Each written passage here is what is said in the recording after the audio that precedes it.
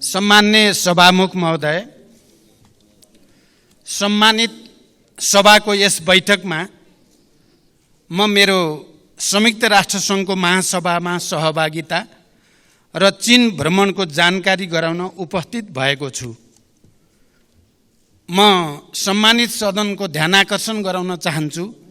म जहिले पनि विदेश भ्रमणमा जाँदा यस सम्मानित सदनलाई जानकारी गराएर र एजेन्डाहरू बारे पनि मुख्यतः यी हुनेछन् भन्ने कुरा पनि प्रस्तुत गरेरै गएको छु।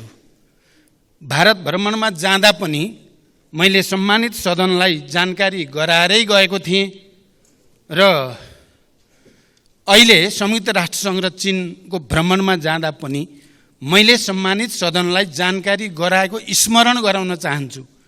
केही मान्य सदस्यहरूलाई थाहा रहेनछ कि जस्तो लागेको हुनाले मैले अलि जोड दिएर भन्नुपर्ने अवस्था आइलाग्यो।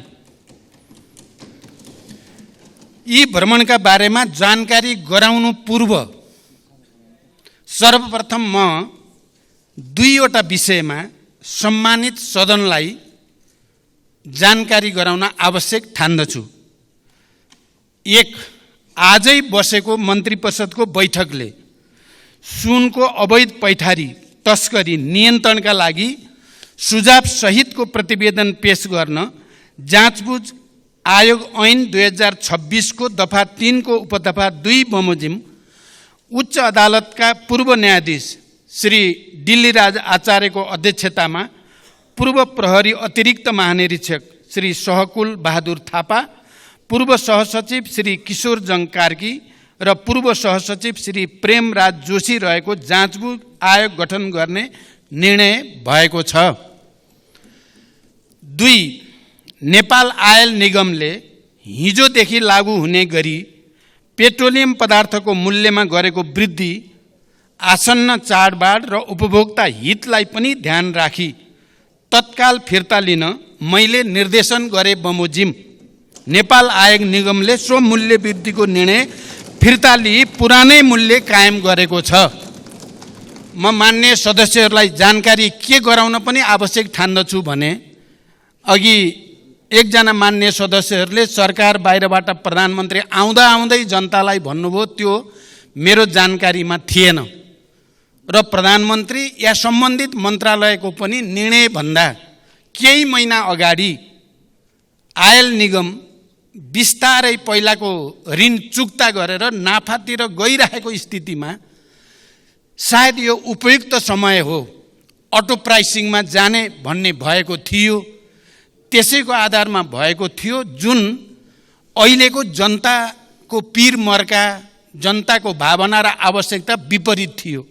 आज बिहान मात्रै मैले प्रधानमन्त्री या सम्बन्धित मन्त्रालय या उपप्रधानमन्त्रीहरूलाई पनि जानकारी नदिई अटो प्राइस भनेको आयल निगमको स्वतन्त्रता होइन, राज्यबाट अलग जाने भन्ने होइन, राज्यभित्रकै अङ्ग हो। त्यसकारण अहिलेको यो परिस्थितिमा त्यो मूल्य फिर्ता लिनुपर्छ भन्ने निर्णय गरियो। त्यही निर्देशन अनुसार आयल निगमले मूल्य फिर्ता लिएको छ। यो जानकारी पनि म गराउन चाहन्छु। यो दुईटा जानकारी पछि अब म भ्रमणको बारेमा यस सम्मानित सदनलाई जानकारी गराउँछु। सभामुख महोदय, नेपाली प्रतिनिधिमण्डलको नेतृत्व गर्दै यही सेप्टेम्बर 17 देखि 21 सम्म संयुक्त राष्ट्रसङ्घको 78औं महासभामा सहभागी भई सम्बोधन गरे पश्चात सेप्टेम्बर 23 देखि 30 सम्म जनवादी गणतन्त्र चीनको औपचारिक भ्रमण सम्पन्न गरी 2080 असोज 13 गते स्वदेश फर्केको छु। संयुक्त राष्ट्रसङ्घको महासभामा सहभागी हुन र चीनका प्रधानमन्त्री ली छियाङको निमन्त्रणामा चीन भ्रमणमा जानु अघि पनि मैले यस विषयलाई जानकारी गराएकै थिएँ। मित्र राष्ट्र चीनको औपचारिक भ्रमण चीनका महामहिम राष्ट्रपति सी जिनपिङले गर्नुभएको 2019 को भ्रमणपछि नेपालबाट गरिएको यो पहिलो उच्चस्तरीय भ्रमण हो। कोभिड-19 महामारीका कारण लामो समयदेखि उच्च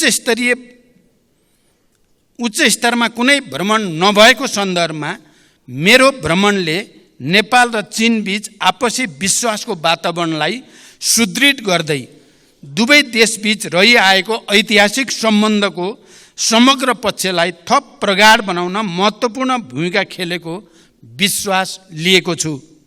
यस भ्रमणका दौरानमा चीनका महामहिम राष्ट्रपति तथा प्रधानमन्त्रीसँग सारभूत पक्षमा भएको छलफलबाट नेपाल चीन सम्बन्धलाई थप उचाइ दिन मद्दत पुगेको छ। विगतमा भएका समझदारीहरूको कार्यान्वयन गर्दै लैजाने प्रतिबद्धता व्यक्त भएको छ।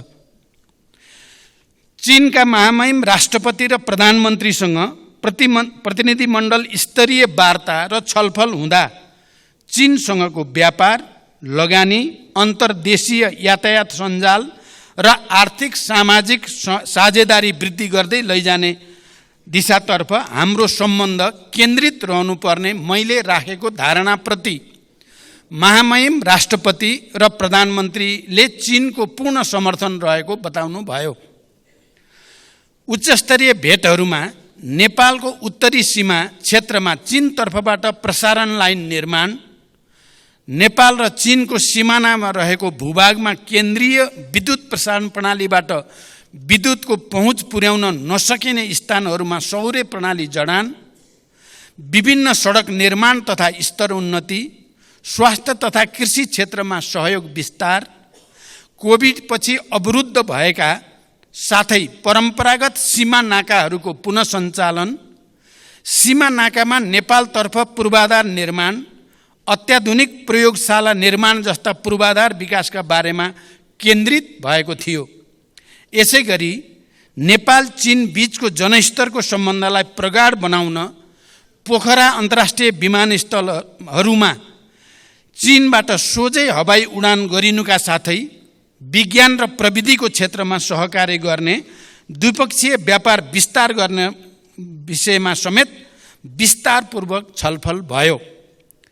नेपाल सदैव एक चीन नीतिमा प्रतिबद्ध रहँदै आएको र नेपाल चीन बीचको सम्बन्ध पञ्चशीलको सिद्धान्त, असल मित्रता, आपसी साझेदारी र सम्मान तथा अन्तर्राष्ट्रिय मूल्य मान्यता र कानुनमा आधारित रहेको पृष्ठभूमिमा भविष्यमा यो सम्बन्धलाई थप उचाइमा लैजाने दिशातर्फ दुवै पक्षले गर्नुपर्ने कार्यका बारेमा गम्भीर विचार विमर्श भयो। चीन भ्रमणको समयमा चीनको हाङजाउमा विभिन्न देशका राष्ट्र प्रमुख र सरकार प्रमुख एवं उच्चस्तरीय प्रतिनिधि समेतको उपस्थितिमा चीनका महामहिम राष्ट्रपतिले गर्नुभएको उद्घाटन समारोहमा सहभागी भई नेपाली खेलाडीहरूको हौसला बढाउने अवसर पनि प्राप्त भयो। हाङजाओ र बेइजिङमा भएका बैठक र छलफलका अलावा चीनको छोङछिङ, चीनको स्वशासित क्षेत्र तिब्बत र छेन्दुको समेत भ्रमण गरी द्विपक्षीय सम्बन्धका बारेमा छलफल गरिएको थियो। प्रत्येक बैठकमा त्यहाँका राजनीतिक नेतृत्वबाट नेपाल चीन सम्बन्धलाई थप उचाइमा पुर्याउने एवं मेरो भ्रमणको अवसरमा नेपाल र चीनबाट संयुक्त रूपमा जारी वक्तव्यको पूर्ण कार्यान्वयन गर्ने प्रतिबद्धता व्यक्त भएको थियो। यसका साथै चीनको जनकाङ्ग्रेसका अध्यक्षसँगको भेटमा संसदीय प्रणाली र कानुन निर्माणमा चीनको जनकाङ्ग्रेसको अनुभव समेत बुझ्ने अवसर प्राप्त हुनुको साथै आपसी सहयोग आदान प्रदान गर्ने विषयमा समेत गम्भीर छलफल भयो। चीन भ्रमण अघि मैले संयुक्त राष्ट्रसङ्घको चालु 78औं महासभामा सहभागी भई उच्चस्तरीय सत्रको जेनरल डिबेट सामान्य बहसमा नेपालको तर्फबाट सम्बोधन गरेको थिएँ। यस सम्बोधनमा मैले प्रमुख रूपमा नेपालको शान्ति प्रक्रिया र त्यसलाई ठोस निष्कर्षमा पुर्याउन अन्तर्राष्ट्रिय समुदायको सहयोग, जलवायु परिवर्तन तथा यसले गर्दा नेपाल लगायत अल्पविकसित देशहरूमा परेको नकारात्मक प्रभाव र त्यसका निराकरणका उपायहरू, हिमाली राष्ट्रहरूका समस्या, दिगो विकासका लक्ष्यहरूको प्राप्तिमा अल्पविकसित राष्ट्रहरूका समस्या प्रस्तुत गर्दै ती समस्या समाधानमा साधन स्रोतको व्यवस्थापनका लागि विश्व समुदायको गम्भीर ध्यानाकर्षण गराएको छु। यसै गरी अति कम विकसित तथा भूपरिवेष्टित राष्ट्रका समस्याहरूप्रति विश्वको ध्यानाकर्षण गराउँदै ती राष्ट्रहरूको विकासका लागि अन्तर्राष्ट्रिय सहयोग, प्रविधि हस्तान्तरण र लगानीका माध्यमबाट गरिबी तथा असमानता हटाउँदै जानुपर्ने विषयमा मैले विशेष जोड दिएर राखेको छु। साथै समकालीन विश्वका प्रमुख मुद्दाहरू मानवाधिकार, निशस्त्रीकरण, आतंकवाद बारे नेपालको दृष्टिकोण पनि प्रष्ट शब्दमा प्रस्तुत गरेको छु। महासभाको मूल सत्रका अलावा दिगो विकास सम्बन्धी शिखर सम्मेलन एसडिजी समिट, जलवायु सम्बन्धी शिखर सम्मेलन क्लाइमेट एम्बिसन समिट, महामारी रोकथाम तयारी र प्रतिकार्य सम्बन्धी उच्चस्तरीय बैठक high level meeting on pandemic prevention preparedness and response, विकासका लागि वित्त सम्बन्धी उच्चस्तरीय संवाद high level dialogue on financing for development, स्वास्थ्य सम्बन्धी high level meeting on universal health coverage तथा United Nation friends of vision high level briefly समेत सम्बोधन गरेको थिएँ। यी सम्बोधनहरूमा मैले नेपाल लगायत अति कम विकसित राष्ट्रहरूको तर्फबाट समेत दिगो विकासका लक्ष्य प्राप्तिका समस्या, त्यसको समाधान, जलवायु परिवर्तनको प्रभाव र सोको न्यूनीकरणमा सहयोग गर्न अति कम विकसित मुलुकहरूका लागि सहज वित्तीय पहुँचको सुनिश्चितता, कोभिड-19 लगायतका महामारी र सोबाट गरिब मुलुकहरूका अर्थतन्त्रमा परेका समस्याका बारेमा विस्तृत र स्पष्ट दृष्टिकोण राखेको थिएँ। यसपटकको मेरो राष्ट्रसङ्घको सबै सभाहरूमा सम्बोधन गर्दा खाली नेपालको प्रधानमन्त्रीको हैसियतले मैले विषयलाई स्पष्ट राख्ने अवसर प्राप्त गरेको मात्रै होइन। यो पटक हाम्रो लागि विशिष्टता के रह्यो भने हामी एलडिसीको चेयर हौँ। यो पटक 47वटा कम विकसित देशहरूको अध्यक्षको हैसियतले प्रत्येक सभामा सम्बोधन गर्ने विशेष अवसर पनि नेपाललाई प्राप्त भयो र त्यो अवसरको हामीले अधिकतम सदुपयोग गरेको जानकारी पनि म गराउन चाहन्छु। संयुक्त राष्ट्रसङ्घको महासभाकै दौरानमा अमेरिकी राष्ट्रपति एवं संयुक्त राष्ट्रसङ्घका महासचिव लगायत विभिन्न देशका राष्ट्र प्रमुख र सरकार प्रमुखसँग पनि द्विपक्षीय गम्भीर छलफल भएको थियो। मैले र प्रतिनिधि मण्डलका सदस्य माननीय परराष्ट्र मन्त्रीले संयुक्त राष्ट्रसङ्घका सम्बन्धित अधिकारीहरूसँग गरेको छलफलमा शान्ति कर्मीहरूको सुरक्षा, बन्दोबस्तीका लागि भएको खर्चको समयमै शोध भर्ना तथा निकासा लगायत नेपालले गरेको अटुट र उच्च तहको योगदानको कदर स्वरूप जिम्मेवार तथा उच्च पदहरूमा नेपालको समुचित प्रतिनिधित्व हुनुपर्ने विषयलाई विशेष प्राथमिकताका साथ जोड दिएर उठाइएको छ। समग्रमा दुवै भ्रमणहरू सफल भएको मैले र हाम्रो प्रतिनिधि मण्डलले ठानेको छ। चीनको भ्रमणले झन्डै 4 वर्ष लामो नेतृत्व तहबाट एक अर्का मुलुकमा भ्रमण नभएको स्थितिको अन्त्य भएको छ। उच्च स्तरमा भएको द्विपक्षीय वार्ताबाट छिमेकीहरूका संवेदनशील विषयहरूमा नेपालले पालन गर्दै आएको नीतिको पुनर्पुष्टि भएको छ। राजनीतिक तहमा विश्वासको वातावरण बनेको छ। पूर्वाधार निर्माण, व्यापार, लगानी तथा जनस्तरको सम्बन्ध विस्तारमा द्विपक्षीय सहयोग र सहकार्यलाई तीव्रता दिने मार्ग प्रशस्त भएको छ र अझ महत्त्वपूर्ण त नेपाल र नेपाली जनताप्रति चिनिया नेताहरूको सद्भावना विशेष रूपले अभिवृद्धि भएको हामीले महसुस गरेका छौँ। त्यसै गरी संयुक्त राष्ट्रसङ्घको महासभामा प्रधानमन्त्री स्तरमा भएको सहभागिताबाट नेपालको शान्ति प्रक्रियालाई निष्कर्षमा पुर्याउन संयुक्त राष्ट्रसङ्घ र अन्तर्राष्ट्रिय समुदायको सद्भाव हासिल गर्ने, नेपालमा द्वन्द्वबाट शान्तितर्फ रूपान्तरणको सफल उदाहरणलाई अन्तर्राष्ट्रिय समुदायले उचित मान्यता दिनुपर्ने, दिगो विकासका लक्ष्यहरूको कार्यान्वयन तथा जलवायु परिवर्तनका प्रभावहरूबारे नेपाल लगायत अति कम विकसित मुलुकहरूका चुनौती र तिनको सम्बोधनका लागि विश्व समुदायको ध्यानाकर्षण गराउने विषयमा नेपाल यसपटक देखिने गरी प्रस्तुत हुन सफल भएको छ।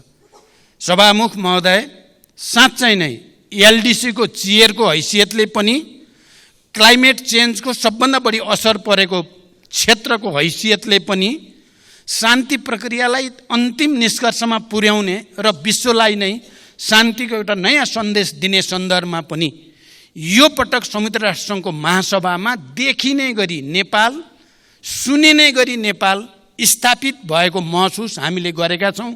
यो सधैँ प्राप्त हुने अवसर थिएन, यो विशेष स्थितिमा प्राप्त हुने अवसर थियो। यो अवसरलाई हामीले, मेरो नेतृत्वको प्रतिनिधिमण्डलले हामीले धेरै बैठकमा सहभागिता म र परराष्ट्र मन्त्रीजीले गर्ने अवसर प्राप्त भयो। हामीले अधिकतम सदुपयोग गरेका छौँ र यी दुवै भ्रमणबाट विश्वासको एउटा नयाँ वातावरण, नेपाल देखिने र चिनिने गरी स्थापित भएको महसुस मैले गरेको छु। यति जानकारी गराउँदै बिदा हुन्छु। धन्यवाद, अभिवादन।